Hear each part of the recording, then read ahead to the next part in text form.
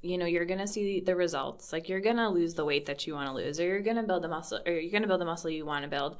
But I have clients that say, like, hey, I went for a hike with my husband over the weekend, and it was the first time I could make it to the summit without being out of breath. And that, like, honestly can bring a tear to my eye, because their work in the gym has made it such that they can experience something that brings them closer to their partner and in some small way reinvigorates that relationship and gives them a point of pride, and like it literally enhances their quality of life. Podcasting from somewhere with protein shakes and no yearly membership fees. This is the HeroFit Podcast, the show that talks about the ins and outs of fitness, nutrition, and anything else that might get you feeling like a hero. Ladies and gentlemen, please welcome your hosts, Nick Stutzman and Dan Weber. Hey, all you listeners out there, welcome to the HeroFit Podcast. I am Nick Stutzman, alongside my co-host Dan Weber. Every show, we try to tackle something fitness related, whether that be workout regimens, nutritional topics, or anything that we think you might find interesting. And in today's episode, we're going to talk with Anna Alvarado about fitness and other things. We appreciate you taking the time to join us today. We have an amazing interview, and we know that you'll love it. Anna, how are you doing today? I'm good. Just finished my workout, so just recovering a little bit. Happy to be here, though. So you put me through an assessment recently to kind of show off your skills and what you do, and show me the process of how you assess and take a new client potentially through their first workout. I remember we learned that I had tight hamstrings and some shoulder mobility issues, and you showed me some things to work on that. How important is it to assess things like injury history, mobility, and whatnot before you take on a client or even start programming? I would go as far as say that's like the most important thing. It's like, how can you prescribe anything without running some preliminary tests or getting that information? Like, you don't go to the doctor and they don't like just not ask you questions and prescribe you something. Like, there needs to be some sort of information. So exercise prescription is huge. I think there's some there are fundamental movements that everybody needs, but it's kind of the iteration of that fundamental movement that becomes more specific to each client. So while, everybody needs to be good at squatting to some capacity because you sit down and stand up during the day, for an older person, it's going to be a deloaded squat. And for someone who's young and athletic and very mobile, obviously they can load it up and maybe get more in terms of their squat development. But if you don't take the time to see how someone moves or ask them, do you have knee pain? There's no way you can make the correct exercise prescription. That to me literally seems like I walk into the doctor's, office, they ask me no questions and they just hand me a prescription. Like, what is this for? You don't know what my problems are. Like, it doesn't make any sense to me to not assess someone beforehand. And I kind of warn people, if you go to a gym and they give you a free personal training assessment and they don't really assess you at all or ask about your history, don't trust that person because they're not taking any sort of personalization into account. 10, 12 years ago, whenever it was, when I was doing some personal training, like we had like a standard protocol that we were supposed to take people through because it's the commercial gym that's telling you do this, this, and this. And it was like a step up test and like silly things like that. I mean, not that that's completely irrelevant, but you don't necessarily get to learn fully like what that individual's problems are. And all we really would talk about was whether they wanted to lose weight or gain weight. And I would say most people are going to come in with the goal of losing weight, which speaks volumes to like how we eat like in America. 85-90% of their clients. And there's also a lot of gyms or chiropractic offices or physical therapy offices or anything along those lines will use your PARQ, which is your physical activity readiness questionnaire, and they should, and that's like a pretty good baseline of questions to ask somebody. There's some kind of informal assessments I would say I do. So when someone walks into the gym and puts their stuff down on the floor, already I might be noticing they walk with a strange gait. They look like they're uncomfortable. It's hard for them to put their stuff on the floor. So kind of from the moment I see that person, I'm assessing them in some capacity, but there's a lot to be said for a more formal assessment protocol. And what are some of the common issues you see aside from most people are coming in to lose weight, but I'm guessing with like so many people having desk jobs these days, or even just driving as a career, I'm assuming you see a lot of the same stuff. Yeah, so we see a lot of kyphosis, which is like a forward pull of the shoulders or slouching. That is almost across the board. We see kyphosis, and if you think of working at a desk job, let's all sit up really straight. Like typing with your hands in front of you or driving with your hands in front of you, all the muscles across your chest are shortened.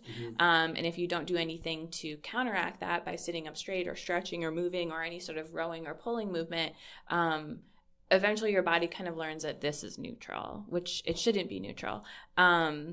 So that's probably the biggest one. Second to that, I would say hip mobility is huge. And again, it's because we sit all day or we drive all day and we don't really practice a lot of different gait patterns between walking, running, jumping, skipping, things like that. And really your hips are like, your whole hip girdle and your pelvis is kind of key in terms of longevity, because that's a really important kind of cross-section of big muscle groups that help us stand upright, that help us sit, that help us walk. And once you lose the ability to walk or sit on your own, you really start to experience a decrease in your quality of life, I think. I would say you can, have this kyphotic posture of leaning forward and slouching, but if you have strong hips, your quality of life isn't really negatively affected that much. You might have some back pain, you might be uncomfortable, but the whole sitting and standing thing, I mean, that's how we get around. We're bipedal beings. So to keep your hips mobile and strong, that's what's going to kind of keep you moving like a much younger person, even when you're not. And so when you're taking someone through assessment, you said that you have sort of a protocol, but you might also just observe them as they move. Do you also kind of switch up what you might be testing based on what you're seeing in the middle of someone doing a movement pattern? Yeah, absolutely. So all the assessment protocol I do is unloaded. So we're not adding any weight to an assessment right away. It's just how do you move freely in, your everyday life when you're not carrying like barbells, So we test a squat, and if someone is experiencing pain in their squat, then we're not going to do that mobility test, because obviously there's already an issue with their squat, even though it's unloaded, because they're experiencing pain. And we also don't want the person to associate pain and exercise. Exercise shouldn't be painful. One of my biggest pet peeves, and I cringe when I hear it, is when a coach says, this should hurt. It shouldn't hurt. There's an important distinction that I make with my clients. Like, does it hurt?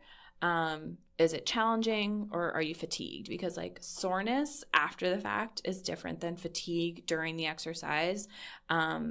It's different than engagement, and that's different than pain. So absolutely, I teach them all to kind of describe the sensation to me. If it hurts, then we stop doing it. If you're just fatigued, then that's normal and you're probably doing it right. If you're sore the next day, great. Then, assuming it's in the proper muscle group, then we were productive. I don't ever want my clients to associate exercise with pain. It should be something that they enjoy.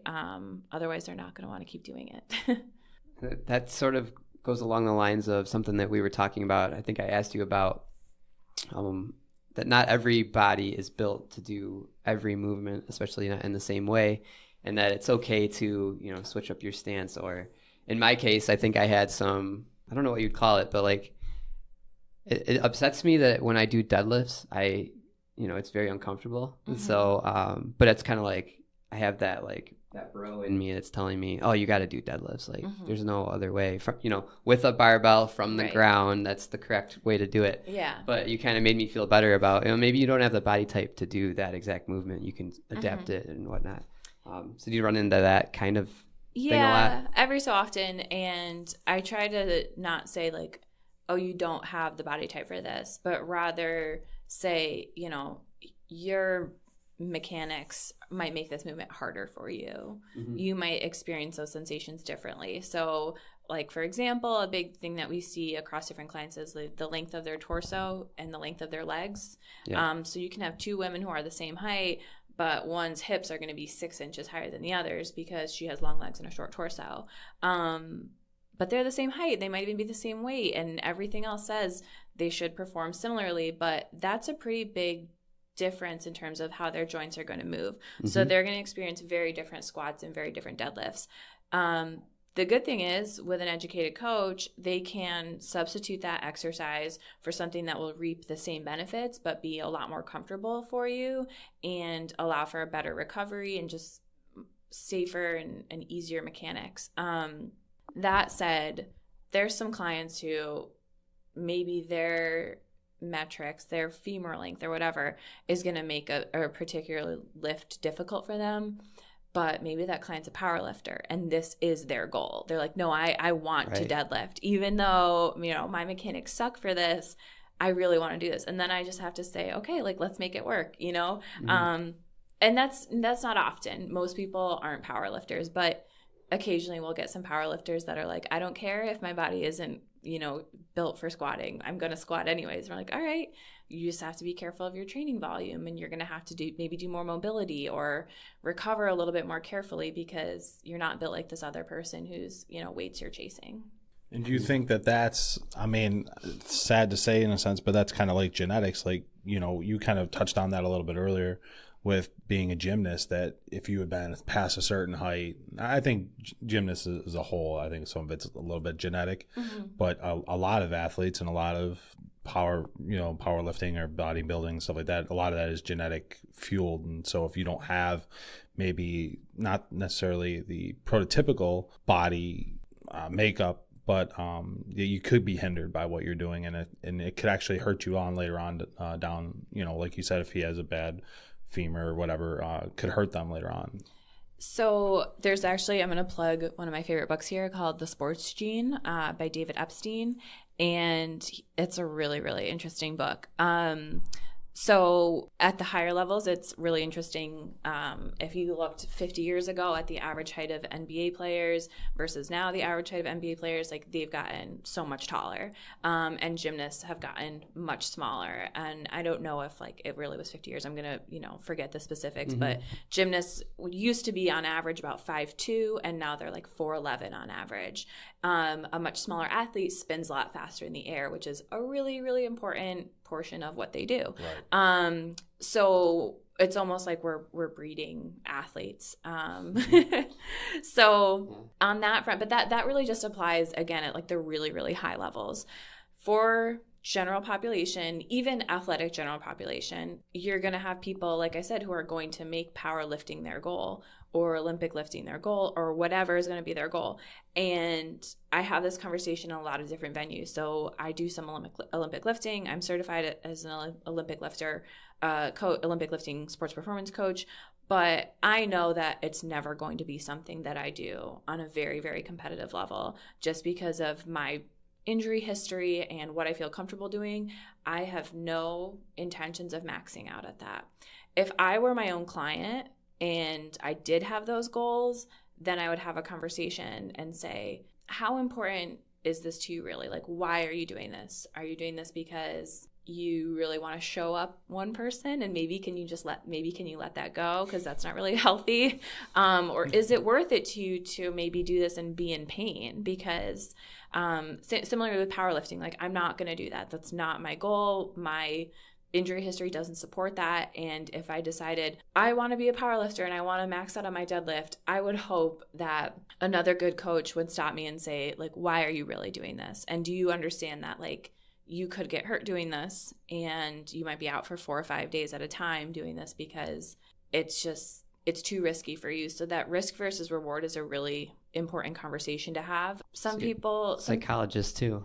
Yeah, there's a lot of psychology of coaching, and that kind of, it's a little bit what I did with my master's of asking athletes after they had been injured about their experience. And I just had a prospect the other day who, she was a tumbler for a long time. She tore her ACL 2 years ago, and she hasn't gone back to tumbling since, mostly because she's scared. And I understand that. You have to weigh that risk versus reward. And in an ideal situation, she would become my client. I would rehab her ACL appropriately. And in that process, build trust with her and have her realize, okay, my ACL is back to normal. I know that logically I shouldn't, get hurt doing this. And of course I can't eliminate risk entirely, but I can mitigate it.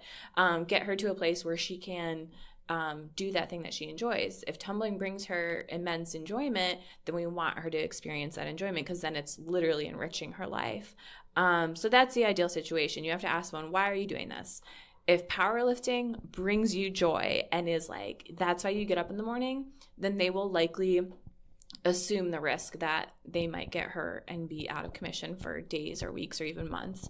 And if it's not bringing that enjoyment, that's where you kind of have to let them reach the conclusion that, okay, maybe I don't need to figure out what my 1 rep max is. Maybe I can just do what's safe for my body and still challenging for my body and is enriching in other ways. And then of course, if someone does insist on going on that route, they probably should have a coach so that these kinds of things can be talked about. And if they can still, even if they're still like, it's really passionate, I really want to do this, they can at least get the right guidance so they can do it in the best way for them. Yeah, absolutely. I don't think I've ever like sent a client away for that, Right. Clients that say like, I want to do this, and I've said, I don't know if that's really the best idea. Let's talk about why you want to do it. And if they're really set on it, I'm like, okay, I'm just going to help you do this in the safest way possible, and I need you to trust me. So I don't think there's been any point where I've had to like say I vehemently disagree with your choice to follow this thing that brings you joy. Yeah, I've never encountered that, but I have encountered people who have taken the risk and then been hurt because of it. And I mean, I've been that person. So yeah, I was a dedicated runner, and I went running out when it was icy and I broke my leg. I mean, that's not exactly, the risk that you assume when you run, but I have tried to reach new deadlift maxes, and I've gotten hurt, and I've, hurt myself ollie lifting because I was trying new maxes, and probably coaching myself is one of the harder things to do. But I always say coaching yourself is definitely the toughest. Mm-hmm. You're your worst client. Yeah. So where do you think that kind of that culture, that attitude comes from, where there might be people that are almost unconsciously pursuing something because, I don't know, maybe they're trying to impress somebody, or maybe it's just like they're in the gym culture and they feel like they have to 1 rep max, because if they don't, they're not a man, or whatever. Like there's probably probably a lot of different factors, but what do you see as like some of the causes for? That's a really big question. I'll try to like address it in a way that doesn't like go all over the place, but there's so we see it in a lot of different ways. So it doesn't just apply to like the 1 rep max, but if, for example, like crash dieting, people think, oh, if I achieve this weight, I'll be happy, which is like totally arbitrary and crazy. But I get it. I don't want to like make anyone feel bad for feeling that way. They have like the right intention, but they're not going about it the right way, right? Well, so you don't want to necessarily like aim for a number and then do whatever it takes to get to that number and then fall off. You want to create a lifestyle that gets you to a healthy body weight that you're happy with, right? Yeah, it's interesting because I like kind of have this conversation with myself every day, and even with my nutrition clients, like I don't pretend to be on the other side of it. Like I'm not like spiritually enlightened, I'll talk about it from like the weight loss standpoint, because that's pretty big. People think, okay, if I could just get to be this size or this weight, I'll be happy. Even though weight especially looks very different on a lot of different people. I mean, I wear like a size 2-4, and when people typically guess how heavy I am, and I don't know if I made you guys guess how heavy I was. I'm 5'2". Do you want to guess? I don't think I've ever guessed. On record? 5'2". I'm going to say you are 135. Got some muscle, so. And you guys know I just worked out. So. Yeah, I'm going to say 135. That's a good guess. I'll go with that as well. Unless we're doing prices right and I have to like. No. Yeah, I was going to say, go $1. So I'm actually like 145. But for 5'2", on like the BMI scale, I'm overweight, right? And I've seen other people how much I weighed in. That's laughable. Well, yeah, that's what I wrestled at 145. So I was Were you considered underweight at the time? was just under. I was still about my senior year. I was about just under 6 foot. So I wrestled 145. But I was real tiny. I mean, I don't look it, but I was also losing like 10 pounds a week. Yeah, at which least, is not sustainable. No, it wasn't. So I have been this height since I was 15, and I have been like all over the scale. I was like 98 pounds at this height. I've been 100 and 15 pounds at this height and I'm 145. So like, let's talk about like not going back to age 15 when I was 98 pounds. But 4 years ago, still an adult, I'm in my mid 20s, I was 115 pounds. So that's 30 pounds different from where I am now. And if I ask someone, okay, go ahead, take 30 pounds off of me, like where are you going to take it from? Like I'm pretty slim, you know, I'm not super, super lean, but my point is 145 pounds can look different on a lot of different people, and 145 pounds can look almost the same as 115, depending on, you know, their muscle mass and stuff. I don't like even that. remember 145 pounds ago. Aiming for a number weight goal just seems silly to me. Exactly. And so, has, and that's what I try to tell people very delicately, because we have people that are super invested in like, you know, I just want to get down to like this certain number. And it's always like a 0 or a 5, which again is like totally arbitrary, but they have that goal in mind and they think if I just get there, I'll be happier. And that's where I have like real conversations of like, well, why do you want to get to this weight? Like what makes you, you know, why is that the magic number? And when you really dig down, it typically becomes something much deeper. And again, this is more going to reflect like conversations I've had with women specifically about weight loss, but it ties over into, you know, men weightlifting too. So wanting to gain weight, it's for almost similar. So they think when you ask a little bit deeper, they might have picked that number because that was the number that they weighed when they were 22. And it just so happens 22 is like when they got engaged and they were feeling their most confident and their relationship was like at its peak. And so there's so much more tied to it than just like that number. It's like you remember what it felt like to be 115 pounds and be really confident and be able to wear crop tops and be able to like just feel really good about yourself. So 115 isn't really the magic number. It's how can we make you feel like you did when you were 115? Confident and attractive, and you know your relationship's on top of the world. And so I have a lot of people that say like, well, I've been married for 10 years now and we're just not attracted to each other anymore. And I'm like, this is not my domain. Like I can't help you there. You know, I can help you in terms of taking steps towards your health and taking steps to feeling empowered, and often you will be more confident afterwards. But like it gets into this crazy crossover where like the gym really impacts so many other areas of their life. So they're focused on this number, and magazines and social media and television don't help because they are saying similar things of like, just lose 10 pounds like that. Or you see these girls that are teeny tiny and they are just living this dream life and they're constantly living in bikinis. And like, I see that too. And it is like, it's hard for me to always kind of take the high road and be smarter than that. And I've had to ask myself, like, you know, am I going to be more confident at 130 pounds, or is my life going to be somehow better at 130 pounds? And I really swear to God, I just had this conversation with myself this morning. If I lose 15 pounds, I'm going to feel better about myself because I'm going to look better and I'm going to be more confident. And that's one way of going about it. Or I could go about it and say, why do I not feel good about myself at 145? Is it truly about the weight or how I look? And I kind of came down to, no, it's not that I feel bad about being 145 because I know a number is arbitrary. I just feel like I could treat my body better in terms of health and longevity. I think that I could eat more vegetables and drink more water and kind of like put more into like the savings account essentially like of my life. I know if I eat more vegetables now, I'm going to live longer, I'm going to be healthier, I'm going to have healthier kids. And so when I can tie it back to that motivation, I feel better about the goals that I have. And it's not a goal of losing weight, it's a goal of just treating my body better. So that's what I try to kind of get people to. If it's about weight loss, to reach a number, it's probably not going to make you happy. Because what happens when you reach that number? Your life doesn't magically change, and everybody knows that. But if you get there in an unsustainable way, if you get there in an unsustainable way, or if you get there and you realize like, oh no, I'm not happy, like it's really devastating. For me, weirdly enough, there's a lot of people that do that with all kinds of things. Like if I just have this, if I just buy this, if I just get this. And it's interesting because I have knowledge of exercise and nutrition. my dissatisfaction with how I look didn't manifest itself in an eating disorder or like an exercise addiction. For me, it actually manifested as a shopping addiction. And there were these girls that I was like, oh my God, they're so beautiful. If I just have the clothes that they're wearing, like I'll look like them. And then I'd buy the clothes that they would wear and they wouldn't look the same on me. And I was like, oh, it's because like I don't look the way that I want to look, you know? So rather than go blow my money online shopping, I need to address this at its root. I'm dissatisfied with my performance and my eating. And that's because I know I can do better for myself. I know I have more discipline than this.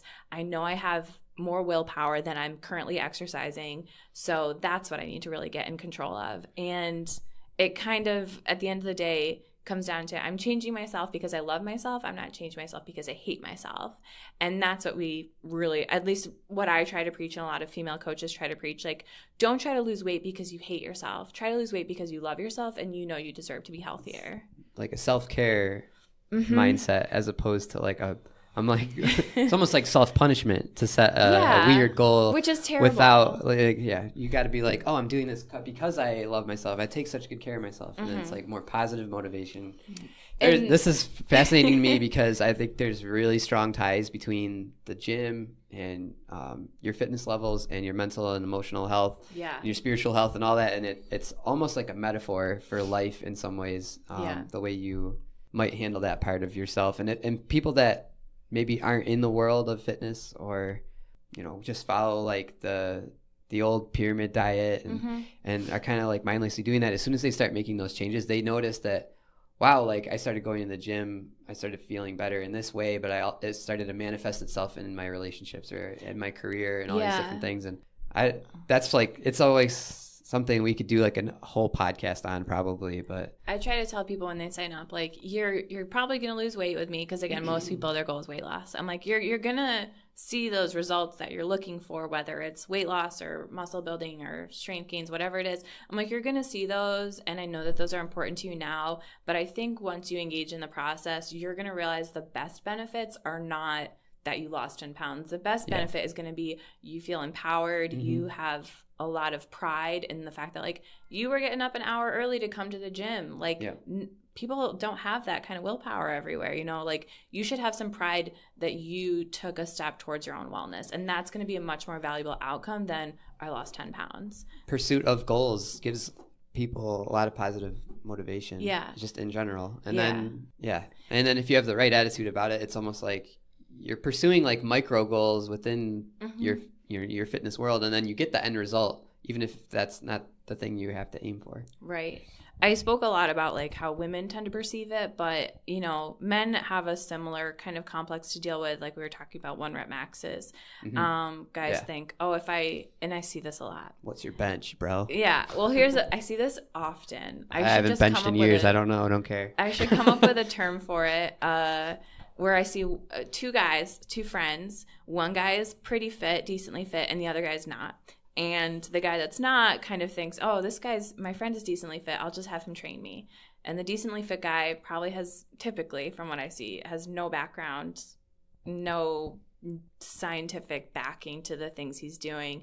And he probably looks that way because of a few things. He might have always been active and some of his exercises might be logical, but you know, he might just have, if we're looking at like body types, you know, ectomorph, mesomorph, endomorph. Yep. He might be more of a mesomorph where his less fit friend is an endomorph. He might just have a faster metabolism, but this poor not so fit friend might just trust him in, like blindly and say, well, he looks the part, so I'm going to do this, thinking, oh, if I just do the workout that my fit friend does, I'll look like my fit friend, and then like I'll get girls like my fit friend get girls, or like completely not individualized, but you know, so kind of from the male perspective, which I obviously have less insight to, a lot of it comes down to their confidence as well, and some bravado and machismo that occurs a lot in the gym. But they think, oh, if I just do this workout and I get the 6-pack, like I'll have girls hanging off me left and right. And it's a really strange phenomenon to witness, I think. That's an interesting one. I can't speak on that too much. Like that attitude of the guy who's coming in for that reason who is, quote, unfit too. That's the other thing is, you know, depending on who you're talking about, the fit guy and the unfit guy, like, how do you define that? one maybe can lift more weight. Maybe the non-fit guy is like can run a marathon in a crazy amount of time. The other guy's got no cardio. Like, so how do we define these things? But yeah, and that's the thing is usually they're defining it based on what they see of like the visual aesthetic of like a bodybuilder. Yeah, I think that's also the media, and I mean that started, you know, for a lot of females, Barbie.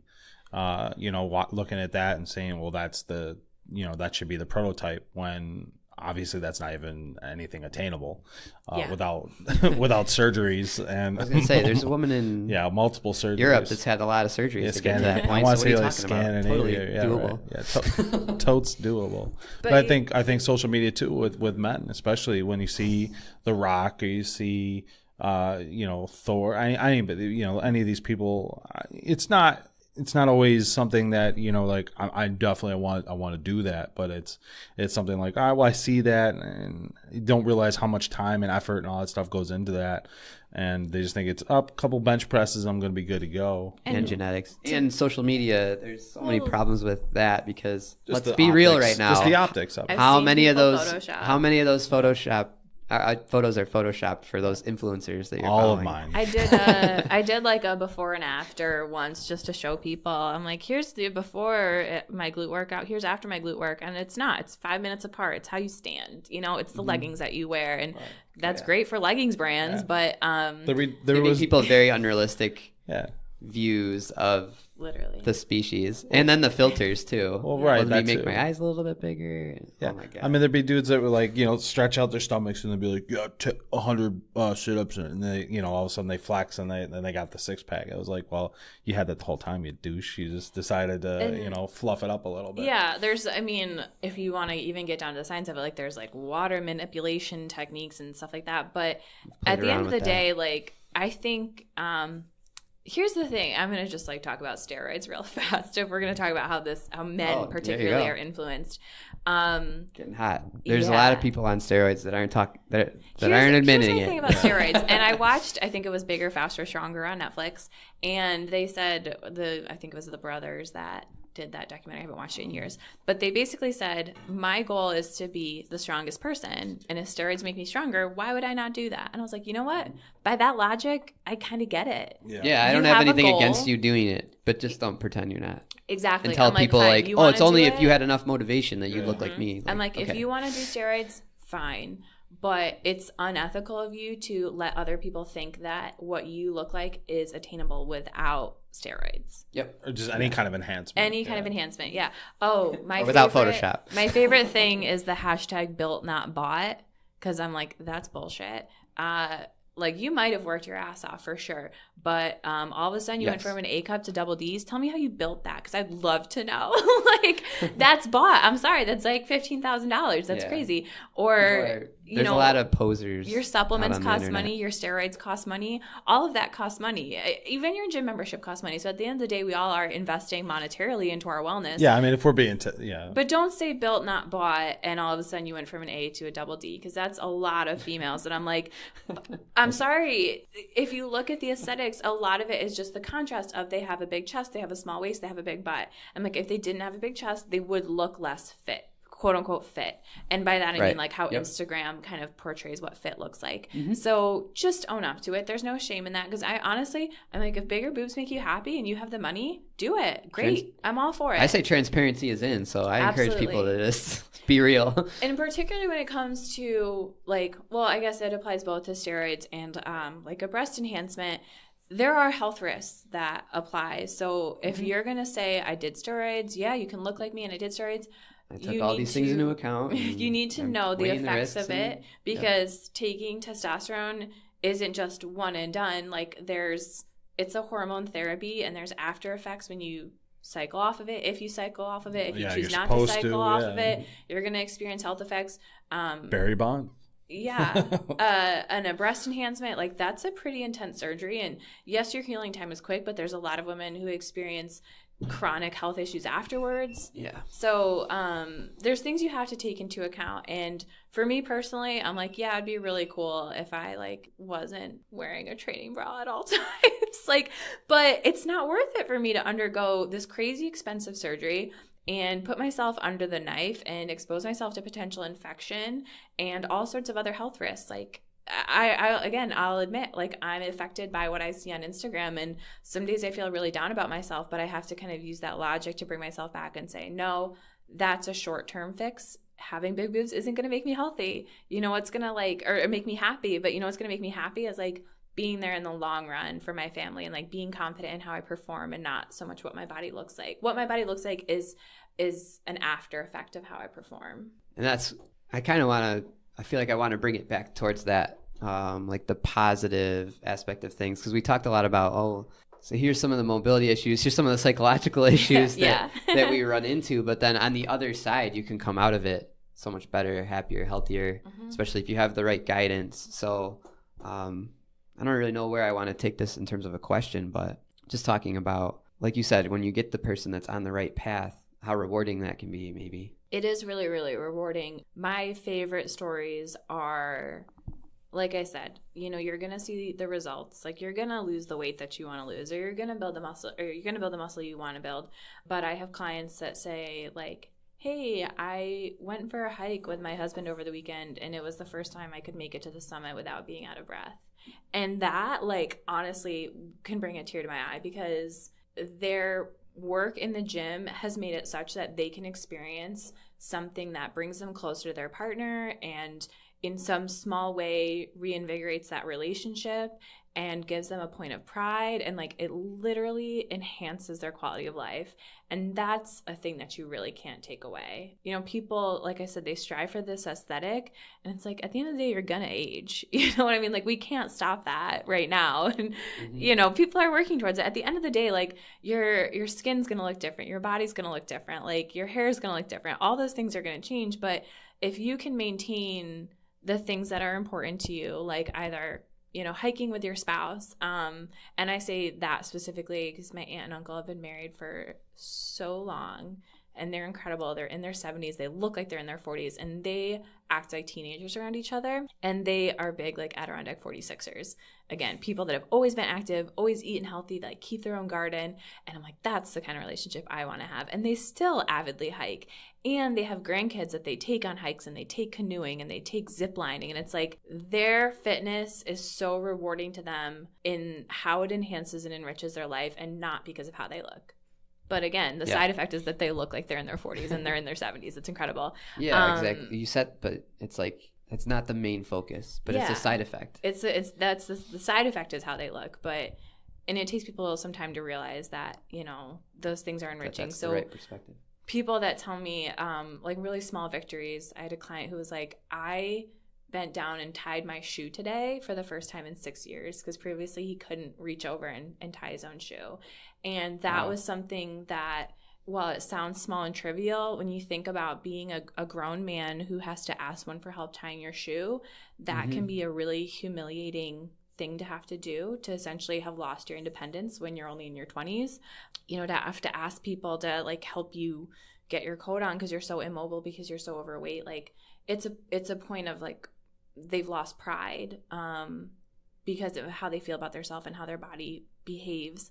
So for that person to be able to tie their shoe on their own and get their coat on alone, that person felt so much pride, and they were able to take back some of their independence that they had lost because of their weight. So they lost the weight, but they didn't text me and say, hey, Anna, I lost 10 pounds. They texted me and they said, hey, I was able to put my shoes on and tie them myself, which that was a moment where I was like, I had tears in my eyes, because I was really happy that that person experienced what might be a small and trivial activity to somebody else, but was like actually life-changing for them. Yeah. And keeping it on this like positive spin. So we talked about social media and like the harmful effects of it, but I would also guess, at least it correlates. Like, I've seen a rise in interest in fitness over the last like 10, 12, 15 years. And it also correlates in the rise of social media. So I don't know if it's the cause and effect or just coincidental, but I would guess that social media, Instagram in particular, has raised interest in your field. What do you say to that? Yeah, so Instagram's obviously primarily a visual platform, and because often fitness is really easily peddled as like an aesthetic goal, a lot of people have jumped on that bandwagon, again, for better or for worse. But I think there's still there's like a small good army, I think, of people that are using that platform and others to coach from, essentially. So there's a few. You got to make sure you're following the right people. Yeah, you got to make sure you follow the right people, and I think I'm the right people. So there's some of us out there. We'll link your profile. Thank you. I also like Lee Boyce. He's in Toronto. He's a good trainer, and I think he uses social media better than most. Yeah. So you just have to basically approach it with a critical eye. I tell everybody, like, consider the source, think critically and demand evidence. Think critically about what you're seeing and what they're telling you, and demand the evidence behind it. I tell everyone when they work out with a trainer, I'm like, ask your trainer why they're having you do this. If they don't have an answer, don't work with that trainer. There should be a good reason behind everything that they do. That's why it's intentional. That's what makes it specific. It should never be like, because I said so, or just do it, or anything like that. There needs to be a reason that ties specifically to that client. So in terms of like thinking critically and demanding evidence, it's the same with like fake news. Like, you need to look at your news sources and make sure it's not biased, make sure it's not self-serving for whoever's putting that information out. But ask somebody about their degrees and experience. Like, ask somebody, do you read like peer-reviewed journals or anything like that? And bodybuilding.com is not one of them, as much as I've had people try to argue that it is. I encourage people to question me, and a lot of trainers don't. And I think that's silly, because I think if you are offended by someone questioning your credentials, then maybe you're not kind of as credentialed or as experienced as you want to be. In which case, you shouldn't be angry at them, but you yourself should go seek out more education. You should be confident in what you're doing. And if you're confident in what you're doing, you can back it up to that person. So I tell all my clients, like, if you want to do your homework on me, please, I'll tell you my certifications. I'll give you the contact info for everyone that I interned with. Like, absolutely look into what I do, because it's your body, it's your wellness, and it's your money, and it's your time. So yeah, you should absolutely do the research before you entrust me to help you. You wouldn't just go to a brain surgeon without looking into them. You wouldn't go to a mechanic without looking into them. And if you do, please stop and like do some research, Yeah. And I would say one of the other pros of, the rise of online coaching or online influence in our lives in general is that, it gives the opportunity to somebody who may have previously walked into Planet Fitness and just hired whoever was available and then just went through a program. Now they can actually, people have the power, if they want to do it, to kind of vet. Somebody across the country could find your profile and find you and open up their world to doing things the right way. Yeah, absolutely. But they can also go down a rabbit hole of following somebody who's selling them snake oil and a lifestyle that's unachievable. There's a lot of misinformation, and it can be easy to be overwhelmed by some buzzwords that people are throwing around, like toning is a really big one, or just even by how that person looks. If they look the part, you don't know if that person's in chronic pain. You don't know if they're using supplements. You don't know what type of things that they're paying for to look a certain way. Like, you don't really know, unfortunately. And so it can be hard to vet your sources, but I think it's worthwhile, because like I said, I see a lot of quote unquote Instagram trainers that are encouraging people to do things that are really unsafe, and they're not able to do an assessment beforehand. So you have people that definitely shouldn't be doing any whatever type of movement, and then they're doing an unsafe iteration of that movement because they believe this person who looks fit online knows what they're talking about. At the end of the day, it's so much more worthwhile to take the time to vet your sources. And I think if more people take the time to do that, we'll see a decline in, like, I don't want to like slam Gymshark, but like Gymshark clad gym trainers or Instagram trainers, I think we'll see a decline in their popularity. And I think already, maybe it's because it's where I'm looking, but I'm starting to see more of a rise of actual science-backed coaching online. And I try to refer people to other trainers like that as often as I can. I have a feeling that they will the cream will rise to the top. And that part of the reason it hadn't happened yet is because people that were really in that world and are dedicated to it, they probably missed the social media boat early on. And people that got in on social first, they might not have had as much going for them, essentially. If that makes any sense. I'll give like one of my favorite trainers, like I just shouted him out earlier, like he's only just joined Instagram like in the last couple of months. It's kind of hard to jump but he's like so established. It's kind of hard to jump into. Like I will give Instagram people credit where credit's due. It takes a lot of work, if you ask me, to like get the video software. That's why I say like if you are already an established trainer and with a great background and all this stuff, you don't necessarily have time to become an Instagram I can't influencer. imagine the effort that goes into being an Instagram trainer, but I still think so. Like, okay, it takes a lot of time and effort to like edit your videos and like come up with the perfect caption and like list all of your hashtags and like do your hair and makeup for this and like drag a friend to the gym or set up your tripod and like record all of your, like it takes a lot of work that frankly, if I'm going to expend that much effort, I would rather it were in person, like teaching someone more about their body. That's kind of what I'm getting at. So it's hard to, I guess, do both. And some people are doing it really well. They have the facility to, they have the time to, which is awesome. Yeah. And the people that are starting to like rise to the top that are doing it well and doing it right, I think it just took some time for it to get established. I'll give them like that type of credit, but at the same time I guess I'm kind of disillusioned to some of it because we see these like, really like manicured pictures, so to speak.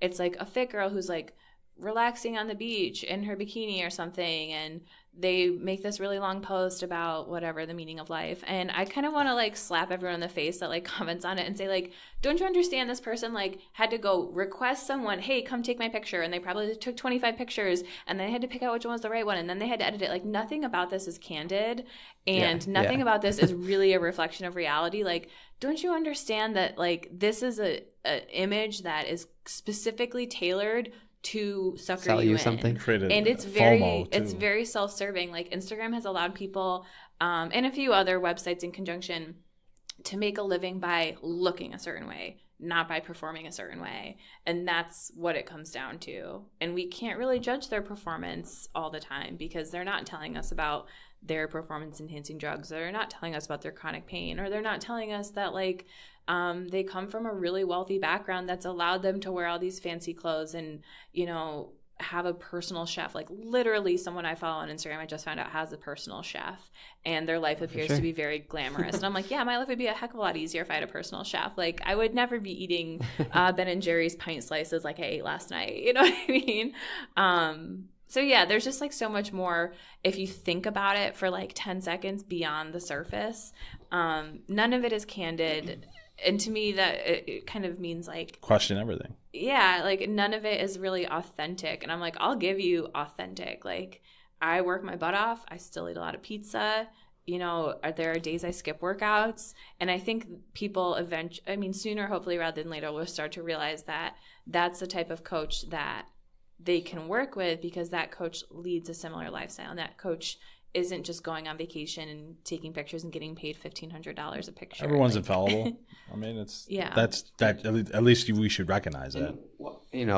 Realistically, it's a lot. What can you really brag about on social media too? Like it's going to be more of that visual as opposed to someone creating a post about how now they can tie their shoe, or like you actually helped me with some of my hamstring flexibility problems by showing me a couple ways to alleviate that. I've had a lot less lower back pain the last few weeks. Amazing. I don't know, like I guess I could make an Instagram post about how my lower back feels so much better, but that's not very sexy. It's not sexy. That's the problem, is it's not but I sexy. Feel great. Like, and I've kind of played around with how I interact with essentially like the Instagram algorithm, so to speak, of like people like sexy posts. And I'm like, okay, I'll do that post of like the before and after, but it's really just a difference in posing, and that's why my glutes look different. So, and I did this actually a little while in Philadelphia when I did like more modeling, and I was doing like bikini photo shoots, and that was a pretty cool dream lifestyle. And I imagine that's how Instagram models like live all the time. But I like got to, go on this expenses paid for trip. I had all my food catered to me. I literally lived in bikini. It was 1 week. It was awesome.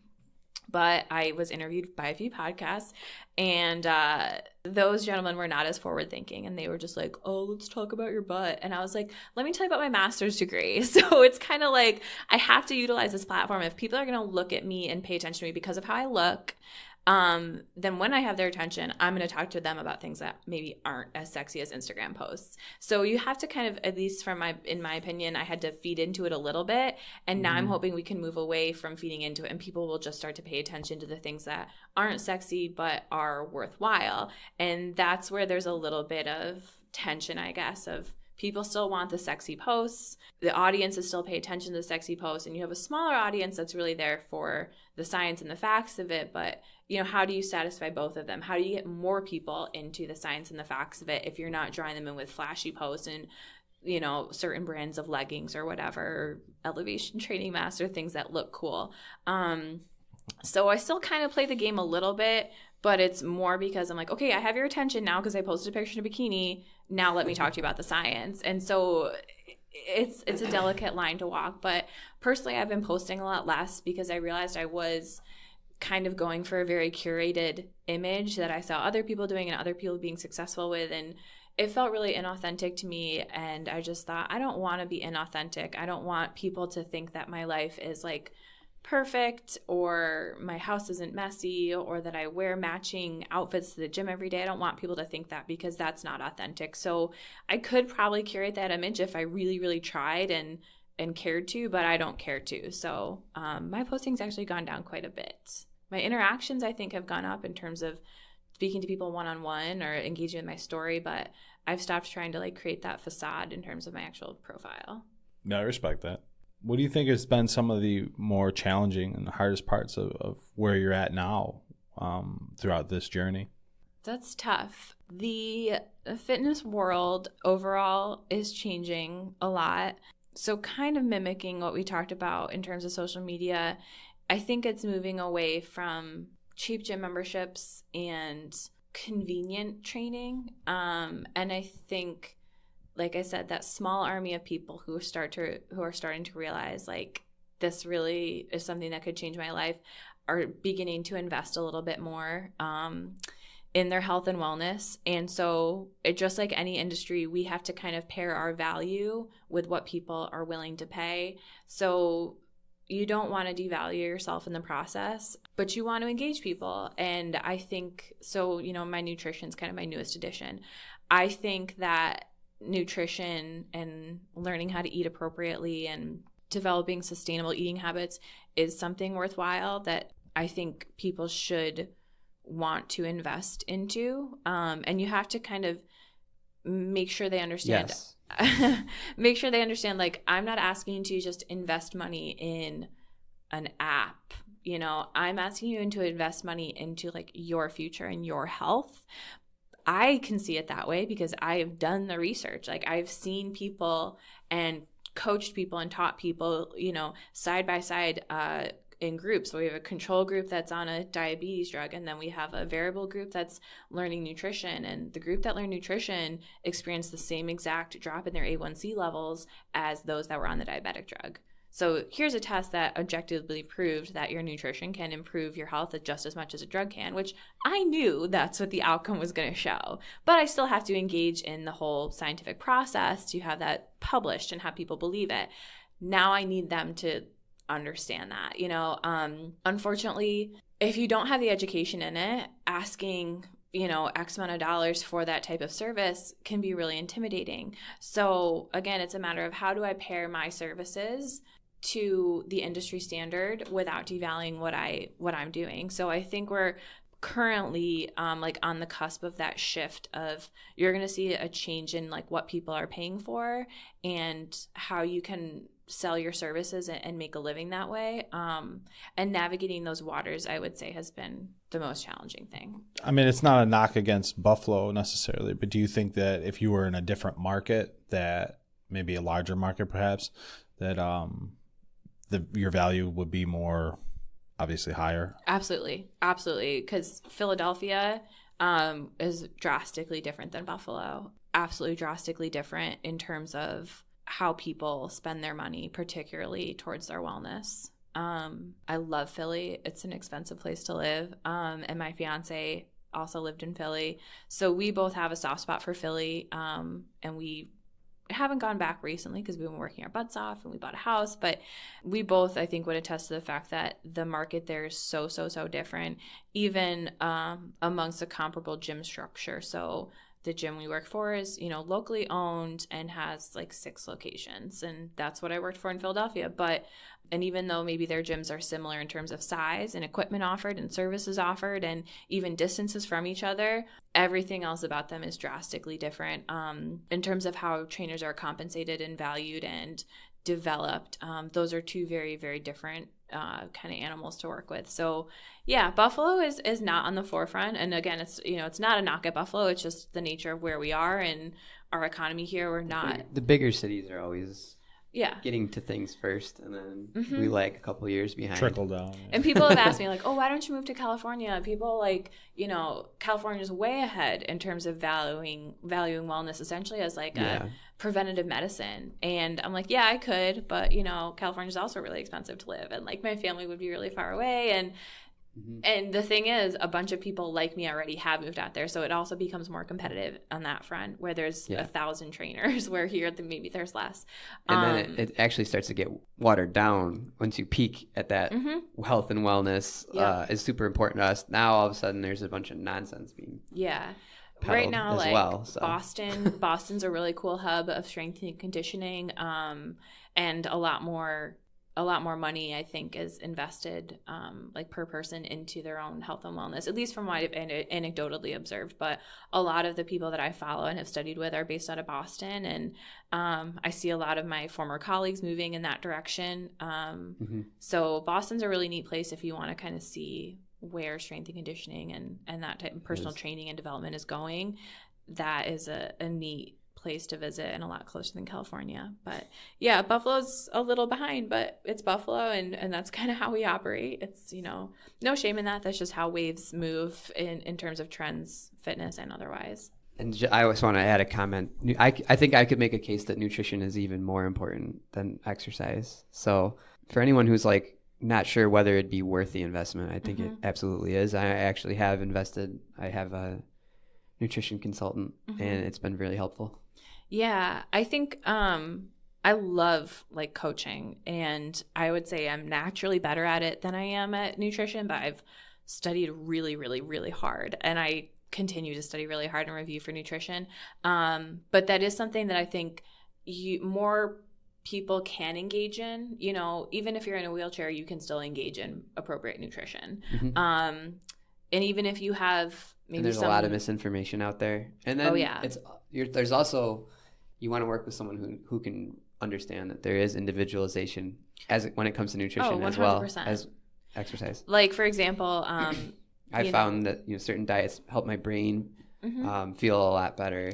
Well, like DNA, if you've like sent away to 23andMe, I did, and I found it was really cool. And you can actually send your results to Dr. Rhonda Patrick. She was on Joe Rogan a bunch of times. She runs Found My Fitness, and she lets you do it for free on the site. She does. Right? I believe at least right some now stuff. She does like a donation base, so you can kind of pick your price essentially until that's like a more established program. I'm blanking on the details of that for now, but she will break it down for you. And again, it's a little tedious to go through, but like, what is a little tedious activity if it can really drastically improve your wellness? So people are like, oh, carbs are bad, or oh, eggs are bad. Well, carbs aren't bad. Some people might be more sensitive to them. For example, endomorphs, or based on what your family and ancestors grew up eating, what your gut biome is like. So none of the statements... Different types of carbs have different effects. Exactly. None of the statements really should be applied universally, which again is like one of the issues with Instagram trainers. They're like, this is what I ate. And they go into such detail. They're like, this is what I ate today, and it's this many grams of this, and I had it this many minutes after my workout, which is this, and this. And I'm just like, I don't care, because that works for you and you alone. You know what I mean? So there's that element of misinformation. But for me, doing the 23andMe test was, I'm not plugging 23andMe. I'm not like sponsored. That's just the one I did. There's all kinds of we're gonna try to get sponsored with them now. But no, I mean, it's worthwhile because send us that 23andMe money. It told me so much about where my family came from and the types of food that they probably ate. And like, I'll say I consider myself very lucky because a lot of my family's from Italy, and so they did eat a lot of pasta and bread, and so I'm not incredibly sensitive, and I can eat a decent amount of carbs and not put on weight. And so I am super lucky on that front.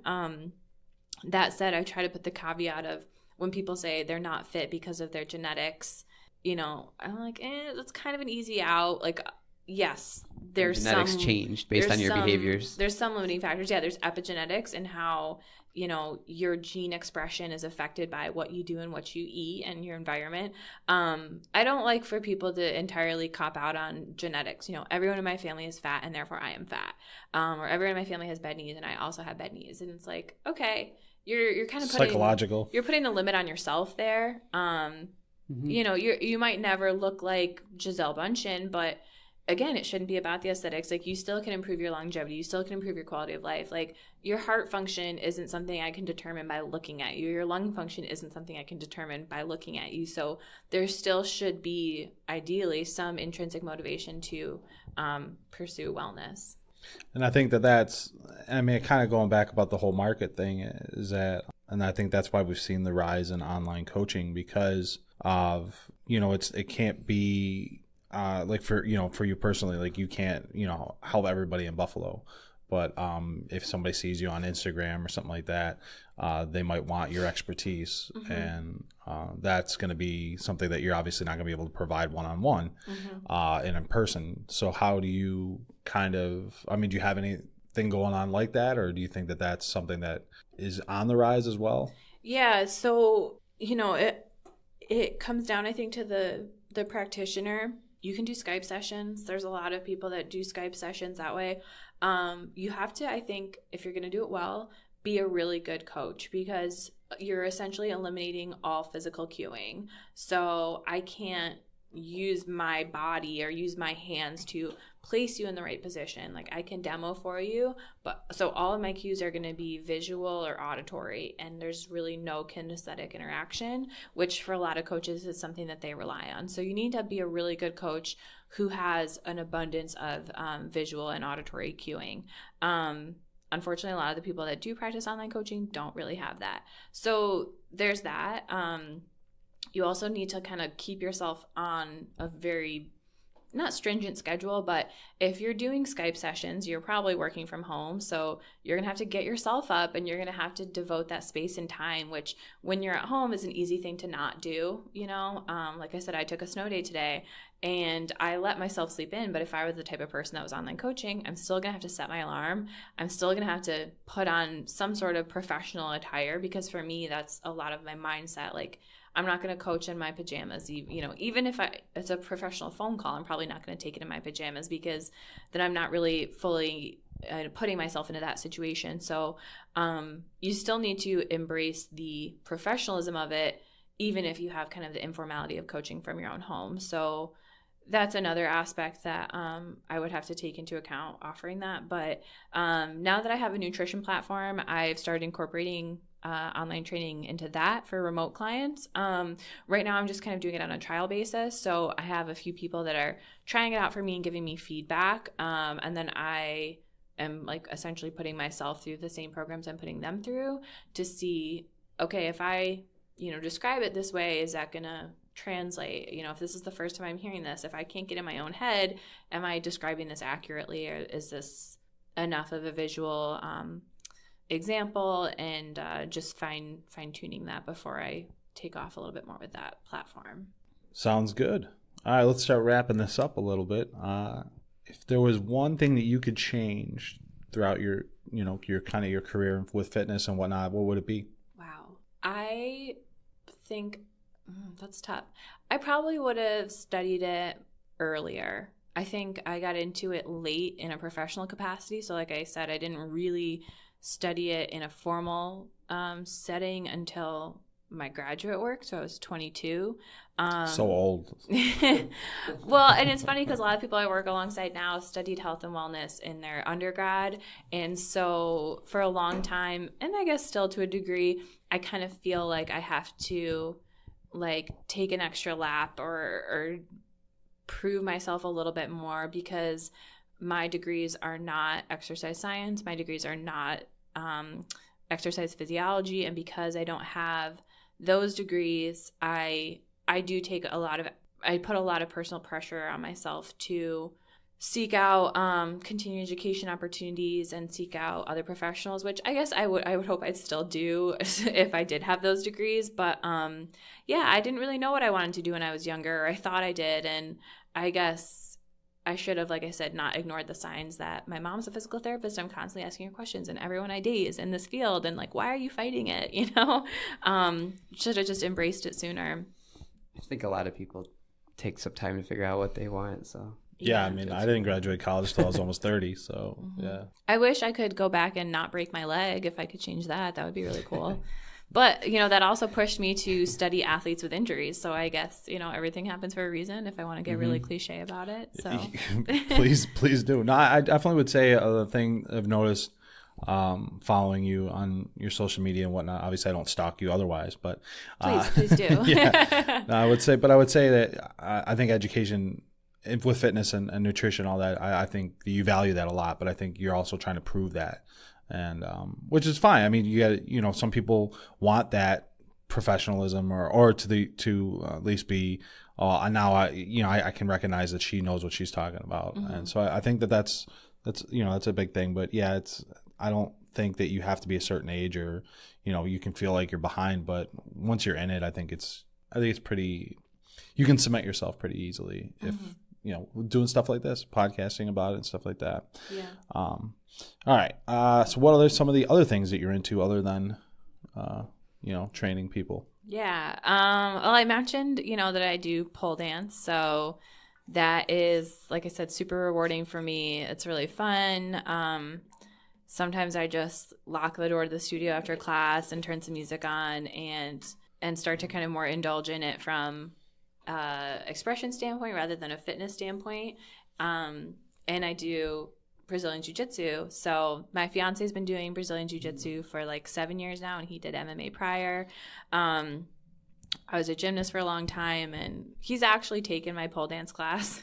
And like I said, I've been doing Brazilian Jiu-Jitsu for like 1.5 years. So he's very, very good at it, and I am a white belt, which is like I'm 1.5 years in. So, you know, that's fine.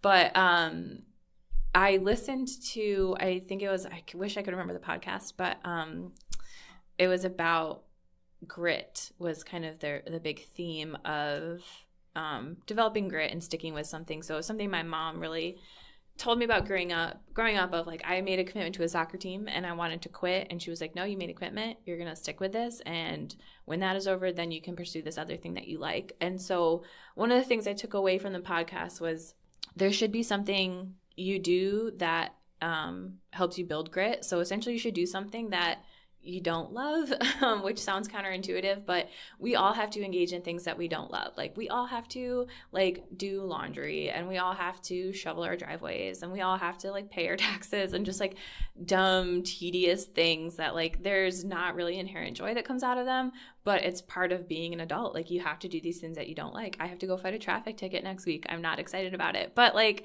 I know that I have the capability and capacity to engage in things and improve at things that don't necessarily bring me joy, or I can learn to find joy from those things or learn to find value from those things. So I love where I train. I train out of Lake Effect Martial Arts, and everyone there is awesome. But I wouldn't say I'm like necessarily excited to go like have my ass handed to me, you know? And like sometimes I do really well and I'm really surprised at myself. But probably for the first 6 months, like I was just getting tapped left and right. I wasn't tapping anyone else. And it's a really important learning experience to be unsuccessful at something for a long time and continue to go back. If you can suck at something and still go back, you have some resilience. Do you think that's just a mentality, or you think that that's just like, you know, something you're lacking, or how do you, or you just want to keep, you're just determined? I'm determined. I would say when I was younger, I had a big fear of failure, and I just wouldn't engage in things that I knew I would fail at.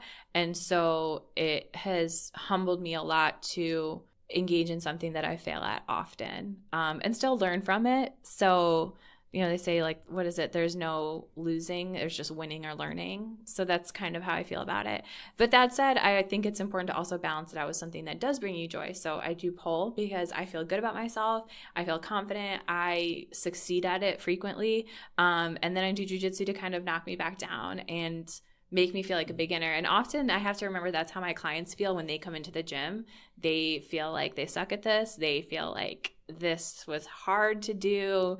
I failed at this today.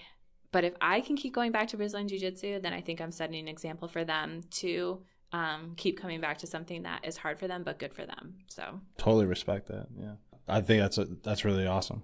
One of my favorite questions: what is your favorite cheat meal? Okay, I'm going to put a disclaimer on here because I studied nutrition that I don't believe in cheat meals, because if you have to cheat, then it's not sustainable. Anyway, We'll allow it. Thank you.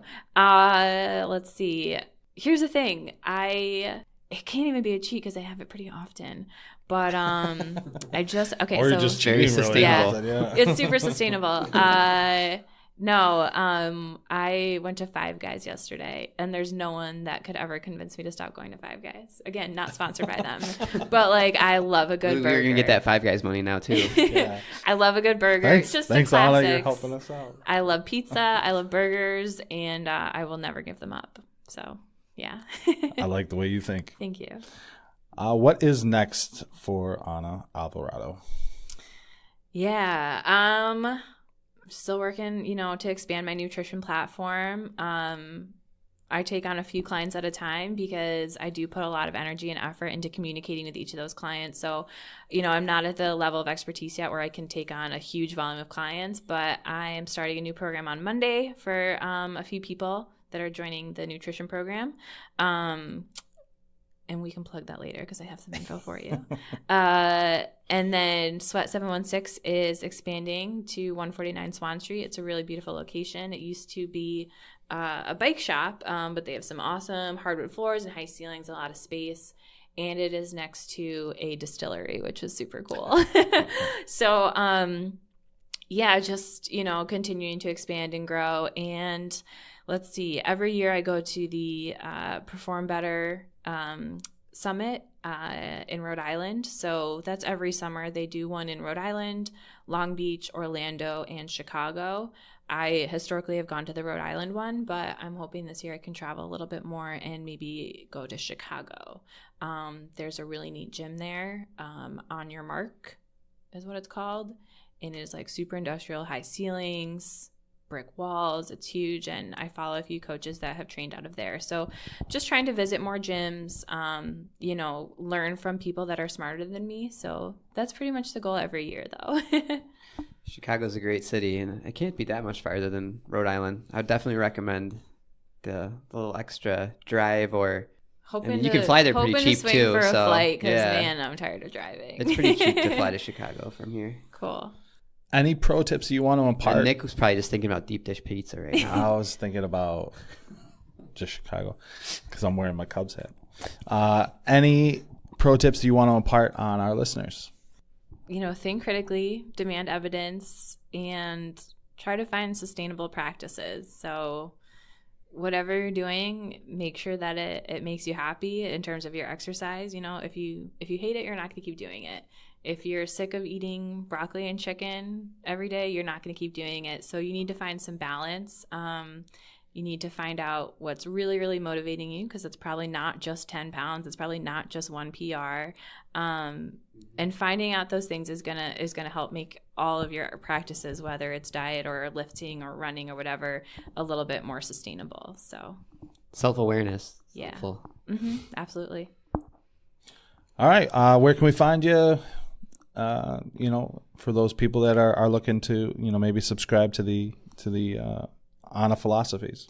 Okay, I'm going to drop all of them. So my personal Instagram is Anna, ANNA _ Mercedes, MERCEDES.